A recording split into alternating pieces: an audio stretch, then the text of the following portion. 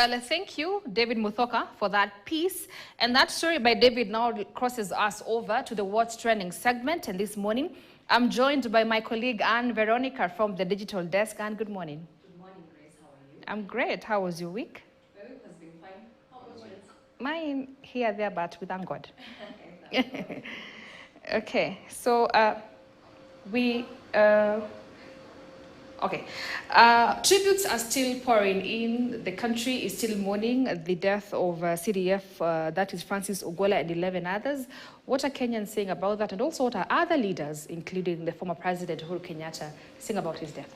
Well, this was a very saddening situation, a tragic incident that caught many by surprise. I was also shocked because there was a lot of prominent people in one plane crash. Well, this happened in Sindar area in Elgeyo Marakwet County. Well, people are already sending RIP messages to family members, and actually the Tanzanian President Suluhu also shared her condolences online, and Uhuru Kenyatta, just like you have said, his daughter, Ogola's daughter was saying that this man was a pursuer of excellence, and we have lost a great man. We have actually lost great men. According to our reports, you have seen that 11 people were on board and only 2 survived. There is a photo going around on social media platforms of before these 11 people boarded the plane, and afterwards, like a few hours later, was like 9 body bags and 2 others going to the hospital. Well, that was a very sad situation, and this actually reminds netizens of the Saitoti situation. I don't know if you remember it. Well, I was in primary, and we were saddened by the situation too. And something else that is coming up is that this is the first CDF to die in office, and people are wondering what is going to happen because, you know, they always have terms, and when these terms end, they know where to go next, which arm of the defense forces to pick leaders from. And people are hoping that there will be like set rules to guide people on the succession of this the late leader.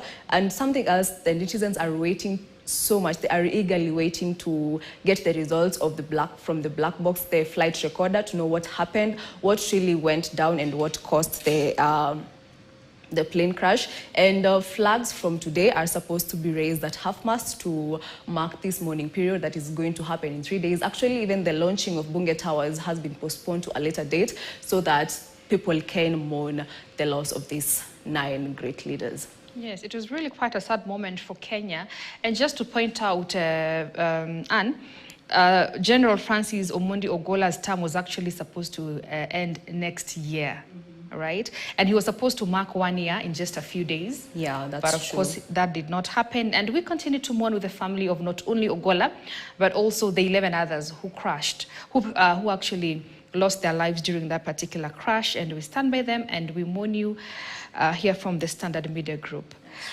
Now, aside from that, there's another story of KDF versus the police. The police actually arrested some KDF, or what really happened, because I'm still trying to understand. Can the police arrest? Okay, they arrested the police. Okay, just tell us what happened. According to a police report that has been going around, of which the KDF has dismissed the police report. So let me say allegedly, this is what happened.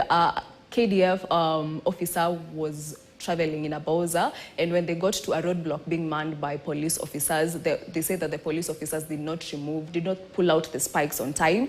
So according to this report, the KDF officer alighted from this Bowser and slapped the police officer who was there, and disarmed the officer too. So later on, the police officer called for backup, and when people came, they also disarmed the police officers came, they disarmed the KDF officers, and that is how they arrested them.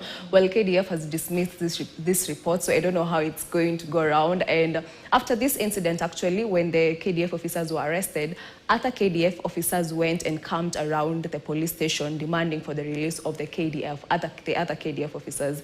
Well, the police officers stood their grounds, and they did not release the KDF officers. So there are photos and videos that have been going around of this incident happening, and KDF officers are saying that these photos are just meant to humiliate them.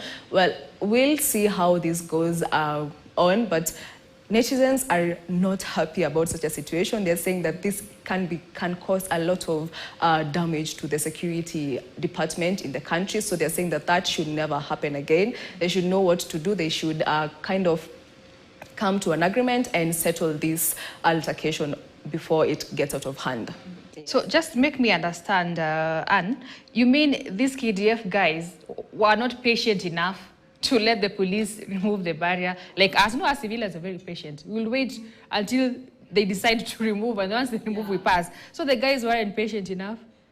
I don't really know what happened now in terms of feelings in that situation. Maybe someone feelings to zilikuwa hurt in that situation, and that's why maybe the altercation happened, like the slapping and these others arresting the others. So we really can't tell. But the fact that this report has been dismissed by KDF, I think we have to wait for more, for more communication to come out. Yes. All right. Now, the renovation of Uhuru Park was officially opened yesterday after being renovated for almost 2 years.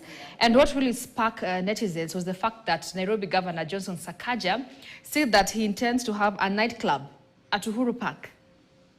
Hey. Yes, that's what he said. And okay, he said that other projects are coming up, including Swahili and African restaurants. Oh my God, restaurants in the park.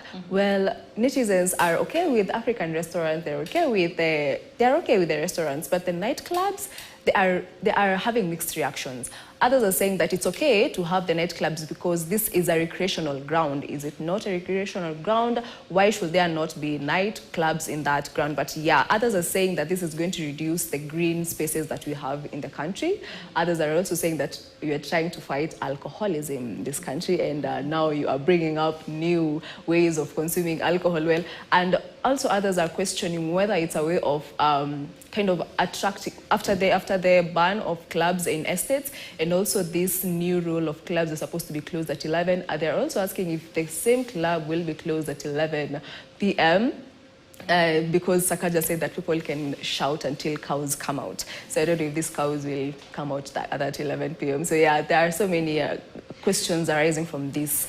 Yes. Right. Now that makes me wonder, because my director Karen had booked to go on a date there. So now I can imagine it's clubbing. She needs her quietness and peace. Yeah, and also you know, kids. There's going to be a kids park, right? So those are so many things that are going to be contrasting. But let's see how it goes. Okay, Karen, you might have to hold. Yeah, you might go now. You have to go now before the club is before before it's launched. Yes. Okay, thank you so much, Anne, for that. You're welcome. And Veronica there from the digital desk, and that is where we wrap up KTN What's Trending this morning. But please stay with us for more after this break.